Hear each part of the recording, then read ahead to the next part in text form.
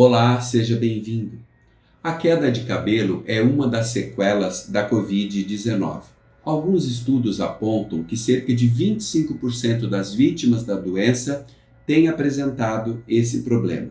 Sobre o assunto, eu converso com o dermatologista Ricardo Pontello. Ele fala conosco de Londrina. Tudo bem, Ricardo? Olá, tudo bem? Obrigado. Obrigado pelo convite, pela oportunidade de estar aqui esclarecendo um pouco mais sobre esse tema, cada vez mais frequente nos consultórios dermatológicos pelo mundo afora. Obrigado pela disponibilidade. Antes de falarmos especificamente sobre a Covid, quais são os problemas que geralmente causam a queda de cabelo tanto em homem quanto em mulher?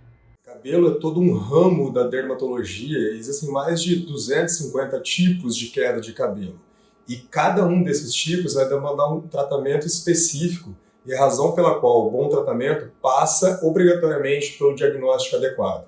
Essas causas vão desde as comumente encontradas, como queda de cabelo de caráter familiar, genética, mas também por alterações hormonais, doenças autoimunes, doenças inflamatórias, alterações do couro cabeludo e da própria produção do fio. Então, encontrar exatamente a causa é o ponto mais importante e por isso que você deve evitar a automedicação para que você procurar mais precocemente um atendimento médico e dessa forma conseguir minimizar os efeitos dessa sua queda de cabelo. E esse diagnóstico ele é diferente para homem e para mulher? Existem algumas condições de queda de cabelo que são de fato diferentes entre homem e mulher. A queda de cabelo que mais preocupa as pessoas, ou frequentemente encontrada, a queda de cabelo genética, ela se manifesta de uma forma diferente do padrão masculino e do padrão feminino. O padrão feminino foi descrito mais recentemente, em contrapartida com o padrão masculino, que desde tempos imemoriais já é descrito, e os tratamentos derivam de uma forma, deriva do tratamento de outra. Mas existem algumas particularidades, mas, de novo, cada caso há de ser avaliado individualmente. Existem algoritmos, existem modelos de tratamento que são individualizados dependendo de como o paciente responde da manifestação que ele apresenta. E de que forma a Covid-19, então, modificou esse quadro? A queda de cabelo mais frequentemente encontrada associada à síndrome da Covid, pós-Covid-19, é a chamada de eflúvio telógeno. O eflúvio é um nome complicado, uma coisa fácil de entender. A grosso modo, algo acontece e perturba o funcionamento normal do corpo e o seu corpo, entendendo essa situação adversa, acha que não convém que ele gaste os nutrientes, sais minerais, proteínas, para fazer algo que ele entende como não essencial para a sua sobrevivência, como o cabelo. E aí, numa forma de adaptação, de prevenir, de fazer com que você tenha esses nutrientes disponíveis, caso haja necessidade, seu corpo manda uma sinalização para o couro cabeludo para que muitas raízes de cabelo entrem em uma fase de hibernação, em que a raiz libera o fio e você vai perceber a queda. Só que as raízes são vivas e viáveis, morfologicamente preservadas, e elas vão voltar a crescer depois de um tempo.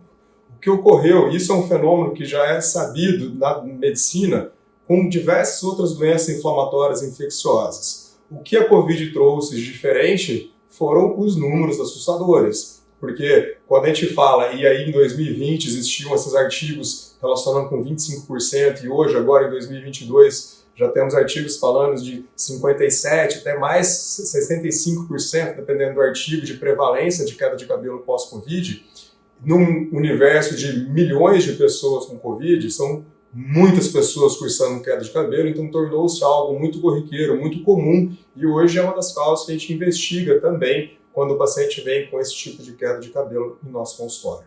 E neste caso, então, da Covid-19, atinge homens e mulheres de forma igual? Os estudos mostram uma certa predominância no sexo feminino, 67,5% em mulheres. Mas o que ocorre é que, geralmente, a queda de cabelo é mais impactante na mulher. O cabelo longo, caindo, isso desencadeia uma ansiedade muito grande na mulher, em contrapartida com o homem. O cabelo mais curto cai por um período, depois volta a crescer, nem sempre gera tanta estresse, ansiedade, e dessa forma especula-se que haja uma subnotificação da queda de cabelo masculina, que pode ser equivalente em ambos os sexos. Mas os estudos mostram uma certa predominância do sexo feminino, sim. Alguma relação com a idade? Não foi encontrada relação direta com a idade, mas sim com a severidade da condição. mais dias internados, pacientes que já possuíam histórico de outras doenças, quando a Covid acontece de forma mais intensa, mais dias de febre e, eventualmente, a associação com algumas medicações, como anticoagulantes, podem impactar num aumento ainda maior dessa queda de cabelo. No caso da Covid, como é o tratamento? Felizmente, esse tal de eflúvio, ele é autolimitado. Então, o melhor tratamento é paciência. Em 3 a 6 meses, a queda vai ser normalizada.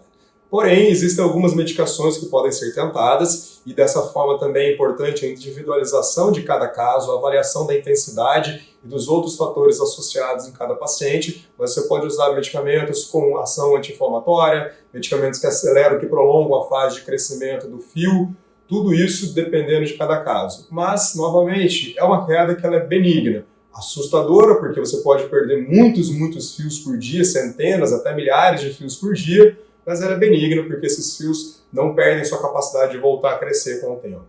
Então, na verdade, é preciso controlar um pouco a ansiedade, porque com um tratamento adequado, nesse período que você falou aí de 3 a 6 meses, é esperado que volte à situação normal. Na maior parte dos casos, esse eflúvio é um eflúvio agudo que é autolimitado, se resolve espontaneamente. Nos casos em que há persistência por mais de 6 meses, aí necessariamente haverá necessidade então de tratamentos tópicos ou orais, eventualmente até tratamentos injetáveis, laser terapia, a depender de cada caso. Mas a maioria vai ser transitório e autolimitado mesmo. Se ultrapassar esse período que você citou, Ricardo, qual é o procedimento que a pessoa deve adotar? O primeiro fator é procurar um atendimento médico para fazer esse diagnóstico. Existe um tipo de eflúvio que é crônico, que demora mais tempo, que não se resolve espontaneamente e vai demandar um tratamento que pode passar por essas vias de administração, com o uso de corticoides, com o uso de minoxidil, que é uma medicação que tem sido cada vez mais empregada, e eventualmente infiltrações, injeções dessas medicações diretamente no couro cabeludo.